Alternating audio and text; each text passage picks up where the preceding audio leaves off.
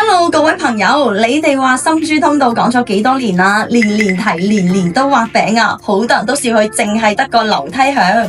不過呢，今次就真係有料到咯。而家珠海同埋深圳一齊發力正式將呢個深珠通道列為推進嘅清單。上面仲有3層加碼推進，仲撥咗410萬作為前期嘅呢一個研究經費添並非紙上談兵噶。我相信進度真係會一日比一日快噶啦。佢唔單止係一座橋一條路咁簡單更係連接深珠聯動粵西嘅一個經濟大動物嚟噶。深珠通道公鐵係兩用噶，雙向嘅8車道啦。鐵路嘅設計時速係350公里噶，由前海直達到珠海嘅高新區咁而家你喺珠海去到深圳行深中通道要1粒鐘噶咁到時深珠通道一開，半粒鐘就直達噶啦，快過你落街市買餸添咁佢嘅犀利之處又喺邊度呢？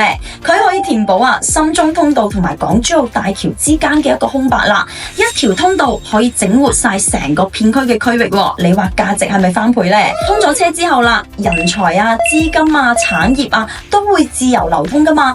再加上西沿線深南高速同步推進輻射直達粵西嘅多地啦。大家覺得深珠通道幾時先真正開工呢？你又最想利用佢做啲乜嘢？我哋喺評論區討論下啦。